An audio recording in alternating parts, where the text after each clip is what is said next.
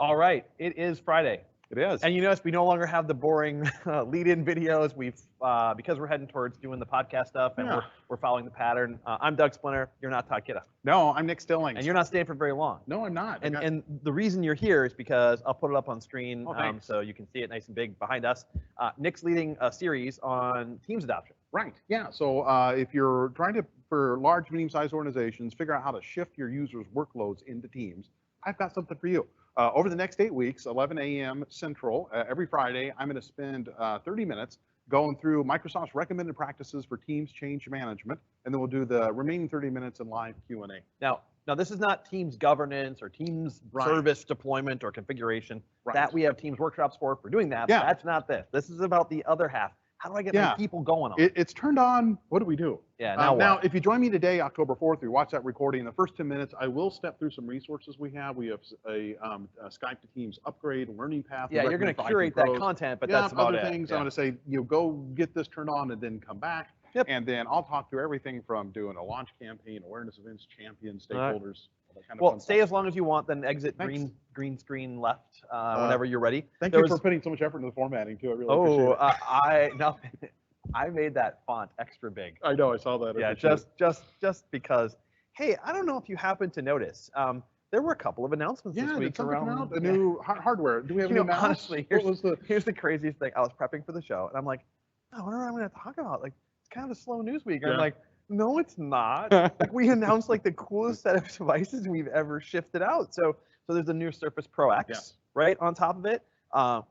Amazing new, performance capabilities, battery life, the Surface Earbuds. Yeah. I gotta admit, aside from the fact that they don't have a noise canceling microphone, from a personal audio traveler standpoint, the Surface headphones are amazing. Yeah. But they're just not, they're not built for being in a noisy cubicle environment kind of thing. On the other hand, like these actually have the noise canceling mics. Yeah, and to be super clear, so there's noise isolation. That's where like a little rubber thing blocks your ear. Yeah. Noise canceling is using a mic to capture the waveform and putting an inverted waveform over the audio, so like you don't hear that washing machine or airplane engine. Right, and then there's background suppression on a noise canceling microphone where it basically says, even in a noisy environment, we only hear Nick, we don't hear the surrounding area. So anyway, a lot more tech coming for essentially business grade calls as opposed to consumer grade calls. Yeah, I don't. I'm going to get these. I think I'll let my daughter keep her AirPods for now. Yeah, that's fine. That's okay. So then obviously the Surface Pro 7 on top of it. So check out the Delta on top of that one. Surface Laptop 3, huge performance boosts, and the maintainability and stuff. That it does take the tool to flip the cover, like the cool video. So like they said on screen, don't be like, oh, I'm gonna yank the cover off. If you have to force it, you're doing something wrong. That's right. Yeah. So there's tools on top of that, and obviously Book 2 continued the investment on top of that, which has been out for a little bit, but Surface Studio 2 continues to be a beautiful device.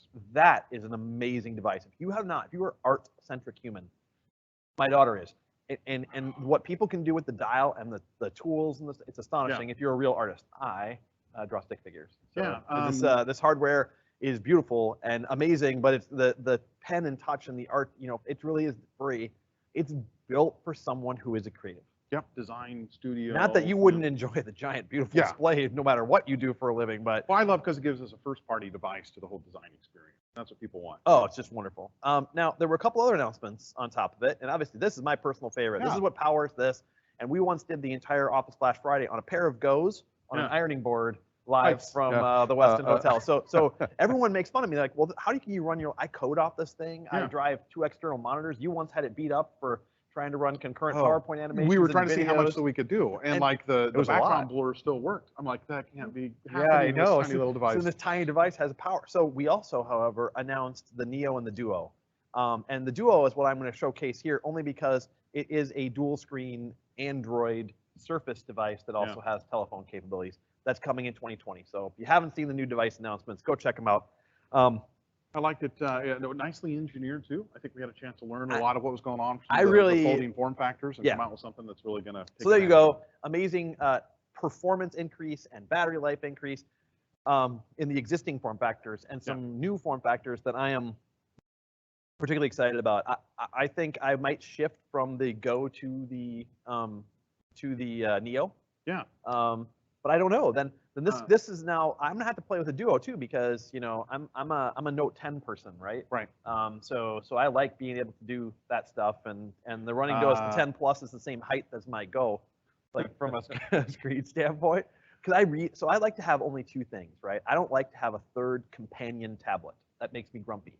So I like to have one more thing to. That's correct. Carry, So update, you'll charge. watch these people now, and they haul out like 6 devices for what they. Have you ever been behind them in line at the airport security? Yeah, I know, I need 7 bins, please. I went to I went to pre-check and everything else because I was sick of all that stuff. So all right, well, I don't know. You're welcome to hang a few more minutes, but I think you. No, I'm gonna go jiggle my mouse, make sure everything's worked up. Yeah, right. Use my old 2nd gen. So Surface we're device. gonna cut this microphone so Nick can go wave goodbye to us, and then we're gonna talk a little Flash Friday announcements. So what do we got going on this week?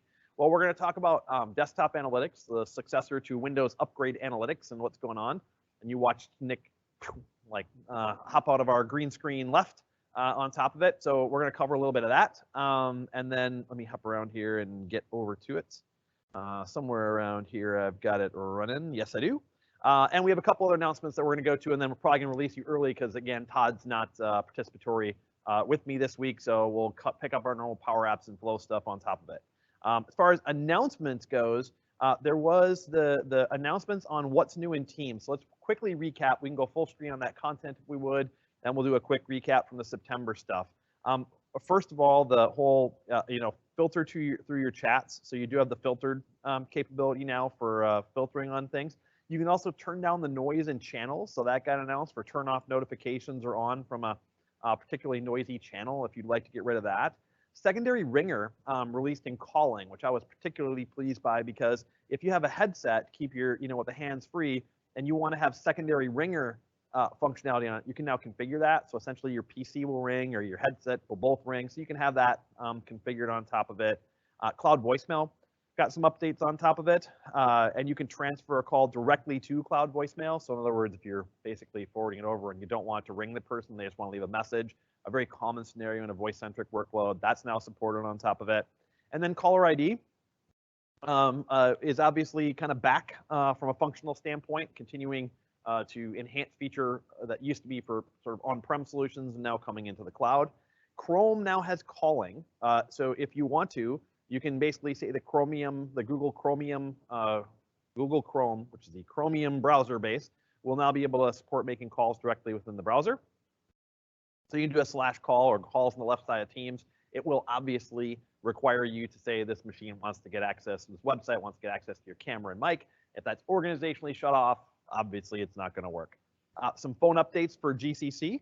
And so there's a couple of things on top of that, including Teams calling improvement, call handling, group call pickup. So basically catching up on some functional list. And there's a link to that one on top of it. There's also the new Meet Now. And I don't know, you can cut back. There's also been some new enhancements to the UI around the distinctive creating of Meet Now or of a new meeting, and then the drop down in that same new meeting area for a live event. So they've been sort of deconfusing that UI for people. It wasn't as intuitive as to what your options were for, like, live event was kind of hidden and meeting was a little different. So I think they've now brought that first party and sort of got the UI to the point where it's very easy for users to get it. You can also pin meeting participants now. So that one's kind of a nice UI uplift on top of it. And then obviously the missed meeting add-on notification for it. So you can have that one running on top of it. And then we have the lightweight meeting join experience for Internet Explorer, Safari, and Firefox. So that rounds up the Teams announcements for the month. We covered some of those, but a few of them skated past us. So check out the post if you want to get on top of that one. Over on the enterprise mobility and security side, reminder, I'm not going to dive into the post that we did announce, and we didn't really dive too much into it, but you should check it out if you're Android Enterprise, that Intune now has that full stuff. That's not a surprise because of our ability to go with the standards-based enhancement control packages we previously reviewed, but go check it out if you're an Android-centric environment on top of it. There's also a continuing post. Please cut full screen on this one for a brief moment. In my continuing champion of MFA work, your password doesn't matter for it, but it said, hey, look, there's a broad range of ways to make authenticators, right, on top of it. And so they talked about where we're heading to an overall, where the industry's at. But if you look, overall strong authentication rate of only about 10%, right? Doing any form of MFA takes you out of reach of most attacks. So cutbacks. Last time we talked about the 99.9% or whatever it is, and I did my rant. I continue to get the data. We continue to see it for people to have that same potential for everything to be impacted by turning on MFA. And so you continue to check out FIDO, see where we're going on top of that. We've been testing out some of the different form factors, and like the Go has NFC, and we've been trying to see whether or not we can get some of the things to work with that. So far, some do, some don't. So we're working through some of those things, but you're going to continue to see this, motion towards passwordless as we continue to evolve. And I don't think that trend's not going to go anywhere. So MFA and passwordless, we're trying to reduce those credential compromising capabilities on top of it. All right, so as a matter of fact, I just had a customer in who was talking about they have an HR system from a major enterprise vendor, and that vendor is super nervous because they don't have MFA turned on, and they were talking about hijacking payroll channels and doing phishing and spoofing against HR. So they have a SaaS integrated for single sign-on, but they don't have MFA turned on, and now you're even seeing the SaaS suppliers go, no, you really need to do this because they're nervous about somebody from finance or HR getting compromised by an online ERP system, and then anything happening from that without MFA approval. So please go turn that one on. Okay, so that's as much news as I'm going to cover around the product. A whole ton of service announcements, a bunch of new stuff inside of Teams. And from a security standpoint, check out the Android enterprise mobility stuff and go activate MFA. If you can't prioritize that, go hit the identity secure score and go down the list and see where you're at on top of it. I wanted to talk for a brief moment about desktop analytics, which is the successor to Windows upgrade analytics. We've talked about it a couple times on this show, and it is still technically in a preview state, so you can do a parallel analysis of things. But there's so much goodness in this one, and the deadline for Windows 7 approaches. So we've been talking about this. We've done our previous things around Office, the Office telemetry services, and all the goodness around that, combining with Power BI. We did a whole series back in the 90s episodes, around from episode like 90 through 93, where we went back and we did that whole series and we showed you how to take and build dashboards and combine it with Active Directory domain services. So all those videos are out there and you can go check them out as to how to go do that. I want to take a couple minutes, and we probably will do a live fire configuration of this in an environment and kind of record that whole thing and play it back to you. But I want to talk about the benefits of upgrade analytics, of desktop analytics on top of the system. And so, the goal here is for you to be able to easily upgrade and mess around with desktop analytics and deployment. So desktop analytics is basically again, an improved version of the Windows upgrade analytics, where you take the Windows diagnostic logging and you're going to configure a policy set, and you're going to configure a log analytics workspace, and you're going to configure your machines to submit data up to that for analysis by Microsoft to give you insights onto what machines should be in your pilot program, what kind of applications or compatibility scenarios should you be paying attention to, and you can help score the model and prioritize it. And I have some screenshots I'm going to go through. It also combines, again, with Configuration Manager in order to make this stuff actionable. So if we found certain things out, we continue to remediate the population, and you can actually upgrade Windows with a high degree of confidence, or at least a higher degree of confidence that you are testing the proper permutations for your environment. The goal here is pretty simple. You gather these log data, you submit it up to a cloud workspace, we analyze it, combine it with actionability in System Center, and then you coach the model and refine it in order to get the best visibility and alignment around upgrades for you. All right, so I'm going to cut over here to a little visualization on top of it. Let me get this to here. I don't think I need design ideas because I just want to show it to you guys, but I'm not going to, yeah, I got it. All right, so I'm going to go ahead and zoom in a little bit on this one. So let's go to full screen for this. This is a little more impactful. Yes, thank you. So if you look on top of here, you can see, hey, here's the desktop analytics sort of home screen. It says, where are we at from an upgrade standpoint and from a feature standpoint? How many devices, applications, the Office apps, the Office add-ins. So you notice, although we've done some discrete data collections before, this rolls up those different analytic surfaces around Office and Windows into a single control plane, which is incredibly impactful because we want to mitigate the kind of solutions and things that we need to across both sides. Now, we're still going to need some other things to dive into specific, VBA analytics or other things like that, but this is an awesome view across the Office core add-ins, estates, and everything else. Then what you can essentially do is go through and find your apps and your Office add-ins, the other two, sort of main deployed components within your environment, and you can say, all right, here's the ones I have. These are the ones that have no importance set, but we've noticed that they are present in the environment, and then you can go ahead and coach the model by saying, these specific applications are the ones that are important to me, and then we will do a suggestion as to identify a pilot group that has the most impact for your specific environment. All right, so let's cut back. What we're doing is taking all this data, and then you tell us the critical applications, and then we'll take the permutations of those applications and the other environment stuff, and try and through machine learning algorithms and data analytics, we're going to try and identify what machines need to be in your testing portfolio, your pilot group, in order to ensure you've got the core permutations of impact around those critical services. All right, so that's a lot of words. What does it mean? It means you're going to have a lower risk Windows upgrade.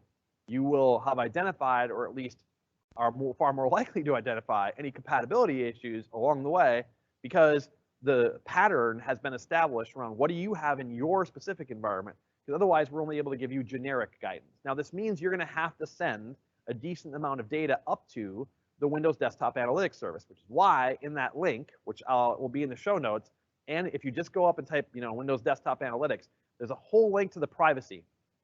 What level of diagnostic data, if you send us, what are the conclusions we can draw at the different levels? What do we do with the data? How is it managed and handled? There is a, in the upgrade analytics, the former one, the Windows analytics, there's even the GDPR guidance around how the data is stored and how it impacts those sort of things. So there's a lot of information on the privacy behind that. So if you haven't used it in the past because you've been concerned about the logs being sent, please go review the privacy attestations, because you might be surprised at you can do a lot more sharing compliantly than you think you can. And again, the less you give us, the less accurate our conclusions are. And again, the combination with System Center then makes this actionability much greater, because you can now target remediation steps against the population. So there's some fusion around that stuff as well. And so as you sort of walk through on top of it, then it has the whole, kind of prepare. Let's cut back to this for 1 second.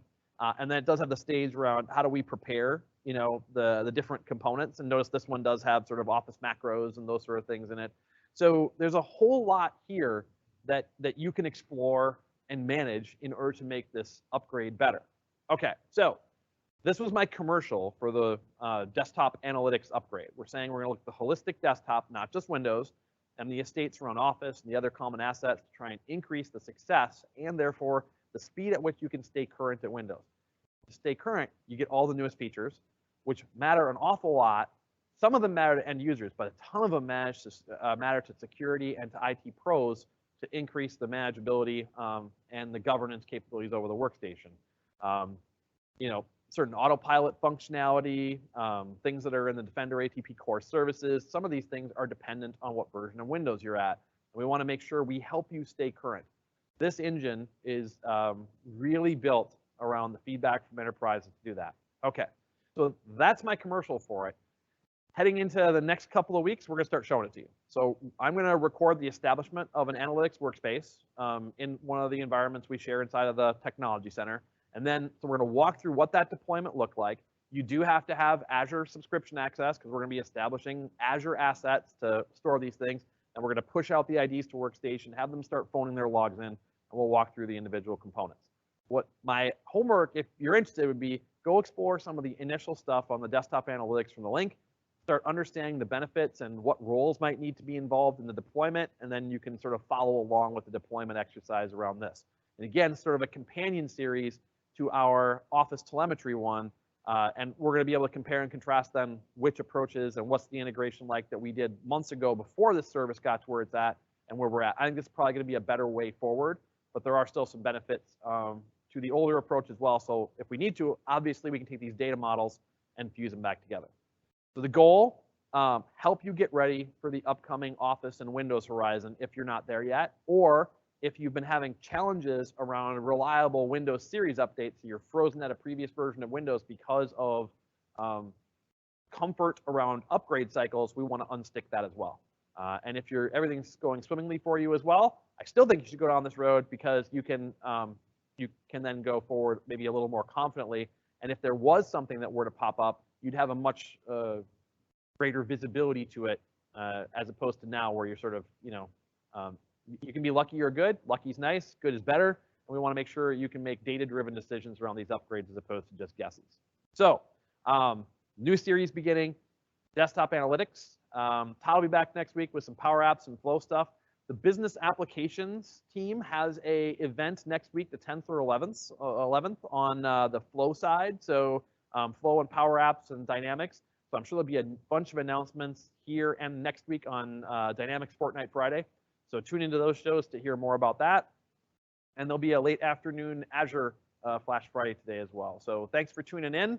And if you got a few minutes free, go check out Nick's event that he's got going on in a few minutes for the fall into teams. So new teams announcements, desktop analytics, and turn on MFA. Everybody have a great weekend, and we'll talk to you next week.